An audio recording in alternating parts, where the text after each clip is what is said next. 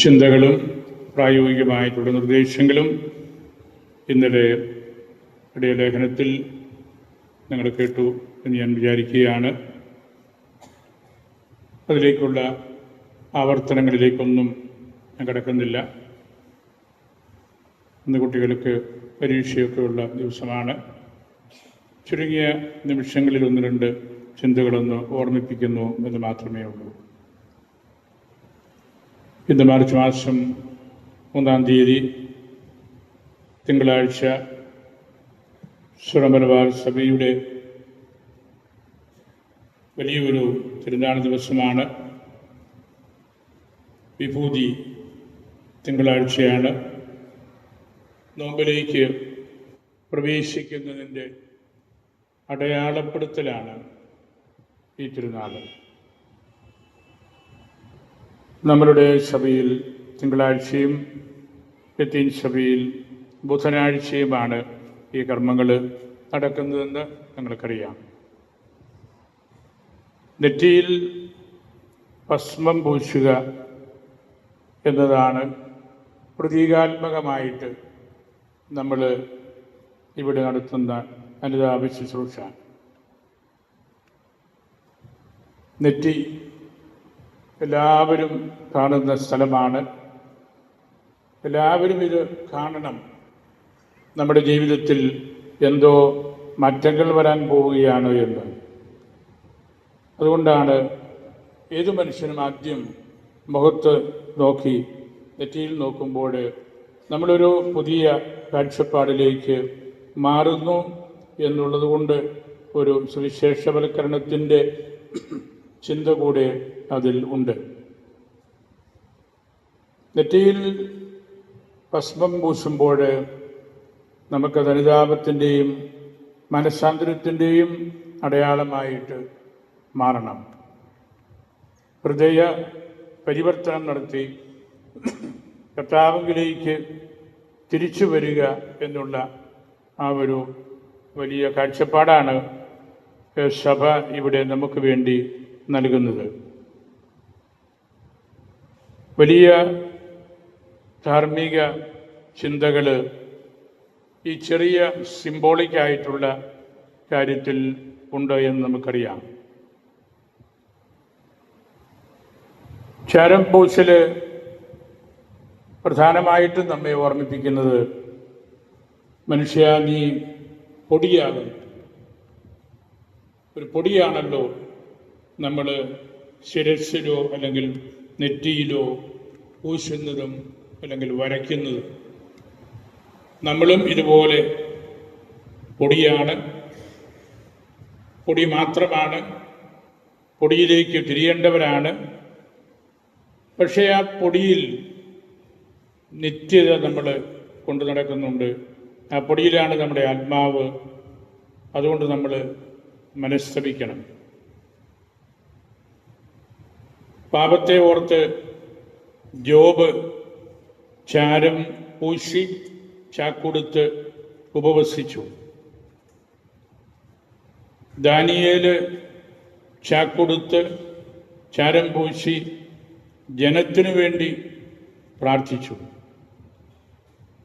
സ്വന്തം പാപപരിഹാരത്തിനായി അനുതപിച്ച് വസ്ത്രം കീറി ചാക്കുടുത്ത് തലയിൽ ചാരം പൂശി ഇസ്രായേൽക്കാർ ഉപവസിച്ചു.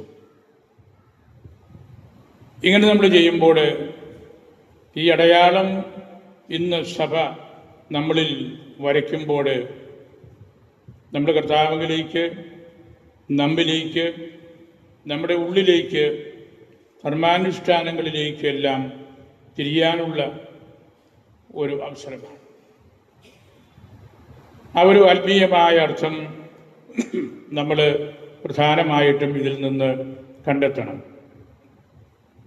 വിശുദ്ധനായ അംബ്രോസ് സഹപ്രവർത്തകർക്ക് എഴുതി, നമ്മുടെ നിക്ഷേപങ്ങൾ സുരക്ഷിതമായി സൂക്ഷിക്കാനുള്ള സ്ഥലം പാവപ്പെട്ടവൻ്റെ പോക്കറ്റും വിധവയുടെ ഭവനവും വിശക്കുന്നവൻ്റെ വയറുമാണ്. ആദിമ സഭ കണ്ട വലിയൊരു സഭാവിജ്ഞാനീയം അതായിരുന്നു. ആർക്കെങ്കിലും സമ്പത്ത് കൂടുതലുണ്ടെങ്കിൽ അത് സൂക്ഷിക്കേണ്ടത്, അല്ലെങ്കിൽ അത് അർത്ഥപൂർണമാക്കുന്നത് പാവപ്പെട്ടവൻ്റെ പോക്കറ്റിലും വിധവയുടെ വീട്ടിലും വിശക്കുന്നവൻ്റെ വയറിനുമായിട്ട് നമ്മളത് കൊടുക്കുമ്പോഴാണ്. ഉപവസിക്കുക എന്നാൽ മലഹമാരുടെ ജീവിതത്തിലേക്ക് പ്രവേശിക്കുക എന്നാണ്. ഇന്ന് നോമ്പ് ആരംഭിക്കുന്നു. ഇന്ന് ഉപവാസ ദിനമാണ്. മാംസവർജനം നടത്തുന്നു എന്ന് മാത്രമല്ല, നമ്മൾ ഉപവസിക്കുകയും കൂടെ ചെയ്യേണ്ട ദിവസമാണ്. പഴയ നിയമത്തിൽ യഹൂദന്മാർ പരക്കെ ഉപയോഗിക്കുന്ന ഒരു ശൈലിയാണ് അടക്കപ്പെട്ട മോശയും എടുക്കപ്പെട്ട ഏലിയായി. രണ്ടും ദൈവം ചെയ്ത കാര്യമാണ്. ദൈവം നേരിട്ട് വന്നാണ് മോശയെ അടക്കിയത്. മൃതസംസ്കാര ശുശ്രൂഷയുടെ കാർമ്മികൻ. അതുകൊണ്ട് മോശയുടെ കുടീരം എവിടെയാണെന്നോ കല്ലറ പ്രാർത്ഥനകളുണ്ടോ എന്നോ ഒന്നും നമുക്കറിയത്തില്ല. അത് ദൈവത്തിൻ്റെ കരങ്ങളിലാണ്. എലിയ പ്രവാചകൻ എടുക്കപ്പെട്ടവനാണ്. ദൈവമാണ് എടുത്തത്. ഈ രണ്ട് വ്യക്തികൾ, അടക്കപ്പെട്ടവനും എടുക്കപ്പെട്ടവനുമായ മോശയും ഏലിയായും നമുക്ക് ജീവിതത്തിൽ എന്നും മാതൃകയാണ്. അവർ വഴിയാണ് നിയമത്തിൻ്റെയും ആത്മീയതയുടെയും എല്ലാം കൽപ്പനകൾ ദൈവം നമുക്ക് നൽകുന്നത്.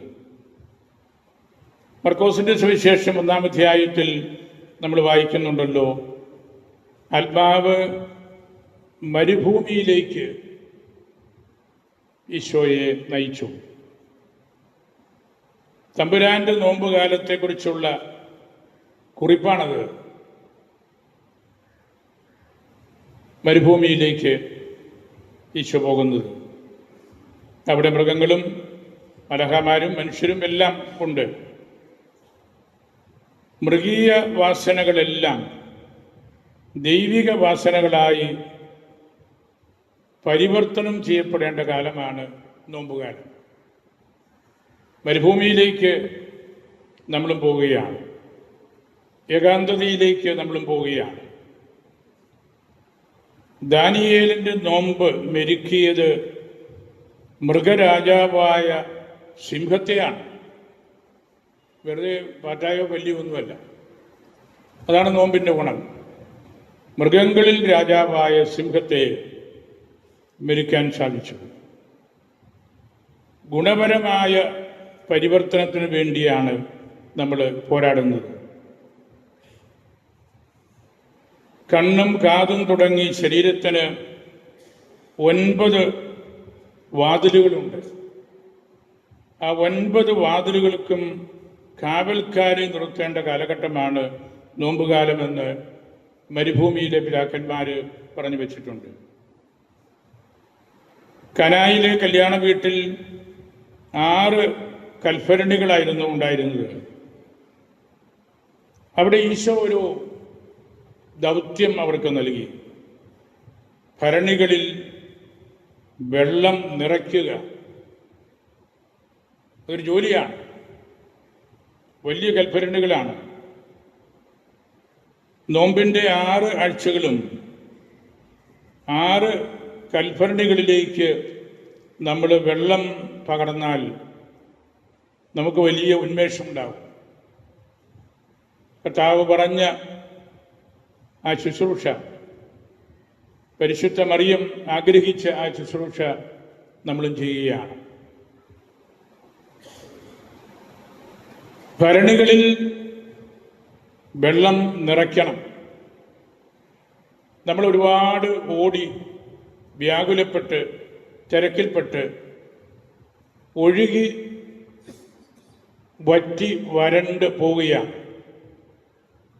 ഒന്ന് തടുത്തു നിർത്താനായിട്ട് ആരുമില്ല. ഞാൻ കരുതുന്നത് കലായിൽ ഈശോ പറഞ്ഞത്, ഒഴുകിപ്പോയിക്കൊണ്ടിരിക്കുന്ന നിങ്ങൾ ഒന്ന് നിൽക്ക്, അല്പസമയം നിങ്ങളെക്കുറിച്ചൊന്ന് ചിന്തിക്ക്, നിങ്ങളുടെ ഉള്ളിലേക്കൊന്ന് കടക്കാനായിട്ട് പരിശ്രമിക്കുക. ഒഴുകിപ്പോയ എല്ലാ കാര്യങ്ങളെയും ഒന്ന് കോരിയെടുത്ത് നാം ഓരോരുത്തരുമാകുന്ന കൽഭരണികളിൽ ഒന്ന് സൂക്ഷിച്ചു വയ്ക്കുക. നമ്മൾ ഒഴുകുമ്പോൾ, ഓടുമ്പോൾ പ്രാർത്ഥിക്കാൻ സമയം കിട്ടുന്നില്ല, മറ്റുള്ളവരെ കുറിച്ച് ചിന്തിക്കുന്നില്ല. ഒരുപക്ഷെ നമ്മുടെ മഹത്വം മാത്രമായിരിക്കും ചിന്തിക്കുന്നത്. അവൻ പറയുന്നത് പോലെ ചെയ്യുക എന്ന് അമ്മ പറയുമ്പോൾ അത് വലിയ കാര്യമാണ്. തീർച്ചയായും ഈ നോമ്പുകാലത്ത് നമ്മുടെ ഓരോരുത്തരുടെയും മിശിഹാനുകരണം വീര്യമുള്ളതായി തീരണമെങ്കിൽ നാം ഓരോരുത്തരുമാകുന്ന കൽഭരണികളിൽ വെള്ളം നിറയ്ക്കണം. കനായിലെ വെള്ളം വീര്യമുള്ള വീഞ്ഞായി മാറി. കർത്താവ് അതാണ് ആഗ്രഹിക്കുന്നത്. നമ്മളിൽ നിന്ന് ഒഴുകി നഷ്ടപ്പെട്ടുകൊണ്ടിരിക്കുന്ന ആത്മീയതയും ദൈവവിചാരവും എല്ലാം ഒന്ന് കോർത്തിണക്കി തടുത്തു നിർത്തി നമ്മുടെ ഉള്ളിൽ ഒന്ന് കൊണ്ടുവന്ന് 50 ദിവസങ്ങൾ പ്രാർത്ഥനയുടെ വിഷയമാക്കിയെടുത്താൽ വീര്യമുള്ള ക്രിസ്ത്യാനിയാവും. നമുക്കതാണ് ഇന്ന് ഏറ്റവും ആവശ്യം. നമുക്കൊരു വലിയ ദൂരം സഞ്ചരിക്കേണ്ടതുണ്ട്. 50 ദിനരാത്രങ്ങൾ സാമാന്യം നല്ല ദൂരമാണ്. നമ്മുടെ ഭാഗത്തു നിന്ന് കണക്കുകൂട്ടലുകൾ ഇതിനാവശ്യമാണ്. യാത്രയ്ക്ക് പോകുമ്പോൾ കുട്ടികളും മുതിർന്നവരുമൊക്കെ പൊതിച്ചോറുകൾ അല്ലെങ്കിൽ പാക്കേജ് ഒക്കെ കൊണ്ടുപോകാറുണ്ട്. സഭ ഈ 50 ദിവസം നമ്മൾ അനുവർത്തിക്കേണ്ട കാര്യങ്ങൾക്ക് വേണ്ടിയുള്ള ഒരു പൊതിച്ചോറാണ് ഇന്നത്തെ അടയാളത്തിൽ നമ്മുടെ നെറ്റിയിൽ സഭ സ്ലീവ വരയ്ക്കുമ്പോൾ നമുക്ക് നൽകുന്നത്. ഈ സ്ലീവയാണ് നമ്മളുടെ പടച്ചട്ട. അതാണ് മനസാന്തരത്തിൻ്റെയും അനുരഞ്ജനത്തിൻ്റെയും ശുശ്രൂഷകളുടെയും അടയാളമായിട്ടുള്ളത്. ശുബുക്കോന എന്ന് സുറിയാനിയിൽ പണ്ട് നമ്മൾ പറയുമായിരുന്നു. ഈ ശുശ്രൂഷ നമ്മുടെ അന്തരംഗത്തേക്ക് കടന്നു വരേണ്ടതാണ്. നെറ്റിയിൽ വരയ്ക്കപ്പെടുന്ന കുരിശ് അവിടെ ക്ഷമയും കരുണയും പരസ്പര സ്നേഹവും എളിമയും വിശ്വസ്തതയും എല്ലാം ഒന്നിക്കണം. ആ കുരിശിൻ്റെ കൂട്ടുകറികളാണ് അതെല്ലാം. കറികളൊന്നുമില്ലാതെ നമ്മൾ വിരുന്നുണ്ണുകയില്ല. ഞാനീ പറഞ്ഞ 6-7 കാര്യങ്ങൾ നെറ്റിയിൽ നിങ്ങൾ സ്വീകരിക്കുന്ന ആ സ്ലീവായുടെ കൂട്ടുകറികളാണ്, അച്ചാറുകളാണ്, രുചിയുള്ള കാര്യങ്ങളാണ്. അതാണ് നമ്മളോട് സംസാരിക്കുന്നത്. നോമ്പുകാലത്ത് നാം എന്താണ് കഴിക്കേണ്ടത്, എന്താണ് നമ്മൾ ഉപേക്ഷിക്കേണ്ടത് എന്ന്. അങ്ങനെ നമുക്ക് ദൈവത്തെ ഓർത്ത് പ്രാർത്ഥിച്ച് നിലവിളിച്ച് ജീവിക്കേണ്ട കാലമാണിത്. ഈശോയുടെ പീഡാസഹനത്തിൽ കോഴി കൂവുന്ന ഒരു സംഭവം പത്രോസിന് വേണ്ടി നമ്മൾ വായിക്കാറുണ്ടല്ലോ. ഗാഡ്ലൂസ് കന്താത്ത് എന്ന് ലത്തീനിൽ പറയും. കോഴി കൂകി. അതൊരു ഓർമ്മപ്പെടുത്തലാണ്, അതൊരു വിലാപമാണ്, അതൊരു വിളംബരമാണ്, അതൊരു താക്കീതാണ്. അത് പത്രോസിന് മനസ്സിലായി. അതുകൊണ്ടാണ് അസമയത്ത് കേട്ട ഒരു വിളംബരം, ഒരു വലിയ നിലവിളി, ഒരു കൂവല്, അത് തനിക്ക് വേണ്ടിയാണെന്ന് പത്രോസ് മനസ്സിലാക്കിയത്. അപ്പോൾ അവൻ കരഞ്ഞു. കരഞ്ഞപ്പോൾ ഈശോയുടെ ഹൃദയത്തിൽ വീണ്ടും അവസരം കിട്ടുകയാണ്. നോമ്പുകാലം ഈ ഗള്ളൂസ് കന്താത്താണ്. ഇന്ന് നമ്മുടെ നെറ്റിയിൽ സ്വീകരിക്കുന്ന ആ സ്ലീവ ഈ ഓർമ്മപ്പെടുത്തലാണ്. നമ്മെ തന്നെ കാണാനും മനസ്സിലാക്കാനും കർത്താവിൻ്റെ കൂട്ടത്തിലാണെന്ന് ഉറപ്പുവരുത്താനുമെല്ലാം. ഈ നാടുകളിലെല്ലാം വളരെയേറെ പ്രതിസന്ധികൾ നമ്മളുടെ സഭയും സമുദായവും വിശാല സമൂഹവും അനുഭവിക്കുന്നുണ്ട്. ഏത് മേഖലയിൽ നോക്കിയാലും ഒരു ബാബേൽ സിൻഡ്രോം രോഗാവസ്ഥ പിറക്കുന്ന പോലെ കാണാം. ഒരു തരം ചിതറിക്കപ്പെടലാണിത്, സ്നേഹക്കുറവാണിത്, ഒരുമയില്ലാത്തതിൻ്റെ അടയാളമാണ്. ബാബേല് അതായിരുന്നല്ലോ. അവിടെ ഒന്നും മനസ്സിലാകുന്നില്ല, പണിയുന്നുണ്ടെങ്കിലും പണിയൊട്ടും മുമ്പോട്ട് പോകുന്നില്ല. ബാബേൽ സിൻഡ്രോം നമ്മെ വല്ലാതെ കയറി ആക്രമിക്കുന്നുണ്ട്. മദ്യവും മയക്കുമരുന്നും കേട്ടുകേൾവിയില്ലാത്ത വിധത്തിൽ തുള്ളിച്ചാടുകയാണ്.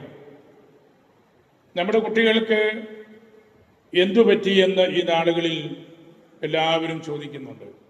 എന്താണ് സംഭവിച്ചുകൊണ്ടിരിക്കുന്നത്? ആർക്കും അതിന് കൃത്യമായി ഉത്തരം പറയാൻ സാധിക്കുന്നില്ല. ആരെങ്കിലും ഒരു വിഭാഗം എവിടെയെങ്കിലും കൂടി മറ്റുള്ള എല്ലാവരെയും ചീത്ത വിളിക്കുന്ന ഒരു പ്രവണതയാണ് അക്കാര്യത്തിലും കണ്ടുവരുന്നത്. ഇവിടെ മാതാപിതാക്കളും അധ്യാപകരും വൈദികരും സമർപ്പിതരും രാഷ്ട്രീയക്കാരും സിനിമാക്കാരും സാംസ്കാരിക വേദിക്കാരും എല്ലാം ഒന്നിച്ച് ഇരുന്ന് ചർച്ച ചെയ്ത് നല്ല തീരുമാനങ്ങൾ എടുത്താൽ മാത്രമേ നമ്മുടെ ഈ കുട്ടികളെ രക്ഷിക്കാൻ പറ്റുകയുള്ളൂ. ഏതെങ്കിലും ഒരു സാറിനോ ഏതെങ്കിലും ഒരു അച്ഛനോ മാത്രം നോക്കിയാൽ കാര്യം നടക്കില്ല. ഇതിൻ്റെ കാരണങ്ങളൊന്നും അവരുടെ കൈകളിലല്ല. കാരണങ്ങൾ സൃഷ്ടിക്കുന്ന സംവിധാനങ്ങളുമായിട്ട് സംവാദം നടത്താൻ നമുക്ക് ധൈര്യമുണ്ടെങ്കിൽ മാത്രമേ ഇത്തരം തിന്മകളെ നമ്മളിൽ നിന്ന് മാറ്റി നിർത്താൻ നമുക്ക് സാധിക്കുകയുള്ളൂ. സാധാരണ നിങ്ങൾ കൂടുതൽ സിനിമ കാണുന്നവരായിരിക്കുമല്ലോ. പല സിനിമകളിലും പ്രശ്നപരിഹാരം കൊലപാതകമാണ്. ഏതോ ഒരു വലിയ ആളിനെ രക്ഷിക്കാൻ എന്ന രണ്ടുപേരെ കൊന്നുകളയാം. ആളിനെ രക്ഷിച്ചു, സിനിമയും വിജയിച്ചു. അപ്പം നമ്മളിതൊക്കെ ഗൗരവതരമായിട്ട് പഠിക്കണം, ചർച്ച ചെയ്യണം. നമ്മളുടെ ചാനലുകളിലും മറ്റ് കലാവേദികളിലുമൊക്കെ അരങ്ങേറുന്ന കാര്യങ്ങൾ മനോബലം കുറഞ്ഞ കുട്ടികൾ അതുപോലെയാണ് ചെയ്യേണ്ടതെന്ന് കരുതി അത്തരം സമ്മർദ്ദങ്ങൾക്ക് വിധേയമായിട്ടാണ് ഈ നാളുകളിൽ കണ്ട പല കാര്യങ്ങളും പബ്ലിക്കായിട്ട് പുറത്തു വന്നത്. ആർക്കും ആരെയും കൊല്ലാൻ മടിയില്ലല്ലോ. അപ്പൻ അമ്മയെയോ അമ്മയ്ക്ക് ഭർത്താവിനെയോ മരുമകളെയോ ആർക്കും പേടിയില്ല. ചിഹ്നം വിളിക്കുക, ചവിട്ടി മെതിക്കുക. അതുകൊണ്ട് നോമ്പിലേക്കും പ്രാർത്ഥനയിലേക്കും കടക്കുന്ന നമ്മൾ നമ്മുടെ സമൂഹത്തിൽ വിശേഷവിധിയായിട്ട് കഴിഞ്ഞ ഒരു മാസം 4-5 ആഴ്ചകളിൽ സംഭവിച്ചുകൊണ്ടിരിക്കുന്ന ആ ഒരു കൊല സംസ്കാരം, അതിലേക്ക് നമ്മൾ ഗൗരവതരമായിട്ട് ഇറങ്ങി ചിന്തിക്കണം. ഏതെങ്കിലും ഒരു വർഗത്തെ കുറ്റപ്പെടുത്തി നമ്മൾ മാറി നിൽക്കരുത്. നമ്മളുടെ കണ്ണുകൾക്ക് തിമിരം ബാധിക്കരുത്. തിമിരം ബാധിച്ചവരാണ് അനാവശ്യമായിട്ട് ഇത്തരം പ്രവണതകളിലേക്ക് പോകുന്നത്. അശ്ലീല വാക്കുകളിലേക്ക്, വളരെ മോശമായ വീഡിയോകളിലേക്ക്, മനസ്സിൻ്റെ സമതല തെറ്റിക്കുന്ന സമ്മേളനങ്ങളിലേക്ക് എല്ലാം പോയിക്കൊണ്ടിരിക്കുന്നു. നമുക്ക് വലിയ മനസ്സാന്തരം ഉണ്ടാകണം, തിരിച്ചറിവുകൾ ഉണ്ടാകണം. നമ്മൾ ഈ ലോകത്ത് ജീവിക്കുന്നവരാണ്. ഇവിടെ സംഭവിക്കുന്ന കാര്യങ്ങളൊന്നും അറിയാത്തവരെ പോലെ നമുക്ക് ജീവിക്കാനൊക്കെയില്ല. അതിനോട് പ്രതികരിക്കാതെ നമുക്ക് മുമ്പോട്ട് പോകാനൊക്കെയില്ല. തരക്കേടില്ലാത്ത വിധത്തിൽ മാധ്യമക്കാർ എവിടെ ഇരിക്കുന്ന രണ്ടുപേരും വളരെ ഗൗരവതരമായിട്ടത് ചെയ്യുന്നുണ്ട്. ഈ മയക്കുമരുന്നിന് എതിരായിട്ടുള്ള ഒരു യുദ്ധ പരമ്പര അതൊക്കെ നല്ല കാര്യമാണ്. അങ്ങനെ നമ്മുടെ നല്ല മാധ്യമ ശുശ്രൂഷ ചെയ്യാനായിട്ട് നമുക്ക് സാധിക്കണം. അപ്പോൾ നമുക്ക് മാനസാന്തരം ഉണ്ടാകും. യോനാ പ്രവാചകന്റെ പ്രസംഗം കേട്ട് നിനിവേക്കാര് മാനസാന്തരപ്പെട്ടു. പക്ഷെ യോന മാനസാന്തരപ്പെട്ടില്ല. അതാണ് ഈ പ്രശ്നം. കുട്ടികളെ മാനസാന്തരപ്പെടുത്താം. സാറന്മാരും അച്ഛന്മാരും ടീച്ചേഴ്സും മാതാപിതാക്കളും മാനസാന്തരപ്പെട്ടില്ലെങ്കിലോ? നിനിവേക്കാര് മനുഷ്യരാണ്, അവർക്ക് കാര്യം പറഞ്ഞു മനസ്സിലായി. പക്ഷേ യോന മാനസാന്തരപ്പെടുന്നില്ല. പരിശുദ്ധ ബെനഡിക്ട് പിതാവ് ഒരിക്കൽ ചോദിച്ചു, ഈ യോനായുടെ പുസ്തകം വായിക്കുമ്പോൾ എനിക്ക് എന്നും അത്ഭുതം തോന്നിയാണ്, ദൈവമേ ഈ യോന എന്താ ഇങ്ങനെ ഇരിക്കുന്നത്, മാനസാന്തരപ്പെടാതെ. കർത്താവിന്റെ കരുണ യാചിച്ചു വന്ന പാപിനിയായ സ്ത്രീ മാനസാന്തരപ്പെട്ടു. വിരുന്നൊരുക്കിയ ശിമോൻ മാനസാന്തരപ്പെട്ടില്ല. അതാണ് അവസ്ഥ. ധൂർത്തപുത്രന്റെ ഉപമയില് അനുജൻ മാനസാന്തരപ്പെട്ടു, ജ്യേഷ്ഠൻ മാനസാന്തരപ്പെടുന്നില്ല. അതാണ് സത്യം, അതാണ് അവസ്ഥ. അപ്പൊ ആ ഒരു പാരഡോക്സ് നമുക്കുള്ളിലും നമ്മുടെ വീട്ടിലും നമ്മുടെ സമൂഹത്തിലുമെല്ലാം കൂടുതലായിട്ട് നമ്മൾ കാണുകയാണ്. ഈശോ വന്നു പറഞ്ഞ യഹൂദന്മാര് ചുരുക്കം ചിലരെ മാനസാന്തരപ്പെട്ടുള്ളൂ. ഈശോയിലേക്ക് വന്നവര് വിജാതീയരും പുറജാതിക്കാരും ഒക്കെയാണ്. ഈ സത്യങ്ങൾ നമ്മുടെ ഹൃദയത്തിൽ സൂക്ഷിക്കണം. ഇന്നത്തെ നമ്മുടെ പ്രാർത്ഥനയും നമ്മൾ സ്വീകരിക്കുന്ന ആ വിശുദ്ധീകരണത്തിൻ്റെ അടയാളം ചാരം ശുദ്ധീകരിക്കാൻ കൂടെ വേണ്ടിയാണ്. പണ്ടൊക്കെ സോപ്പൊക്കെ ഇല്ലാതിരുന്ന കാലത്ത് ചാരം കൂട്ടിയായിരുന്നു നമ്മുടെ അമ്മമാരൊക്കെ വസ്ത്രങ്ങളൊക്കെ അലക്കിക്കൊണ്ടിരുന്നത്. ശുദ്ധീകരിക്കാൻ വേണ്ടിയാണ്, അണുക്കളെ നശിപ്പിക്കാൻ വേണ്ടിയാണ്, അഴുക്ക് കളയാൻ വേണ്ടിയാണ്. ഈ വക കാര്യങ്ങളാണ് ഇന്ന് ഈ വലിയ നോമ്പിൻ്റെ ആദ്യ ദിവസം, ഉപവാസ ദിവസം, വിഭൂതി തിങ്കളാഴ്ച നമ്മൾ മനസ്സിൽ സൂക്ഷിക്കേണ്ടത്. ഇന്നലെ നിങ്ങൾ കേട്ട ഇടയലേഖനവും ഇപ്പോൾ ഞാൻ പറഞ്ഞ ഈ 10 മിനിറ്റ് നേരത്തെ സന്ദേശവും ഈ നോമ്പുകാലത്ത് നിങ്ങൾക്ക് ഒരു ഗൈഡ് ലൈൻ പോലെ നിങ്ങളത് സ്വീകരിക്കണം. ഇടയലേഖനത്തിൽ പറഞ്ഞിരിക്കുന്ന പ്രായോഗികമായ കാര്യങ്ങൾ സാധിക്കുന്നിടത്തോളം നിങ്ങൾ ജീവിതത്തിൽ കൊണ്ടുവരാനായിട്ട് ശ്രദ്ധിക്കണം. അങ്ങനെ അനുഗ്രഹീതമായ 50 ദിവസങ്ങൾ നമുക്കുണ്ടാകട്ടെ. കർത്താവിൻ്റെ കൂട്ടത്തിലാണെന്ന് നമുക്ക് ഉറപ്പുവരുത്താം.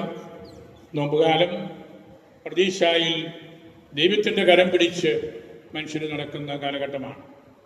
അതാണ് നോമ്പുകാലം. 50 ദിവസങ്ങൾ നമുക്ക് പ്രതീക്ഷയിലായിരിക്കാം. ദൈവത്തിൻ്റെ കരം പിടിച്ച് നമുക്ക് യാത്ര ചെയ്യാം. പരിശുദ്ധ അൽഫോൻസാമ്മ നമ്മെല്ലാവരെയും കർത്താവിൻ്റെ സന്നിധിയിൽ നിന്ന് കൃപ വാങ്ങിച്ച് നമ്മെ ധൈര്യപ്പെടുത്തട്ടെ എന്ന് പ്രാർത്ഥിച്ച് എൻ്റെ വാക്കുകൾ ഉപസംഹരിക്കും.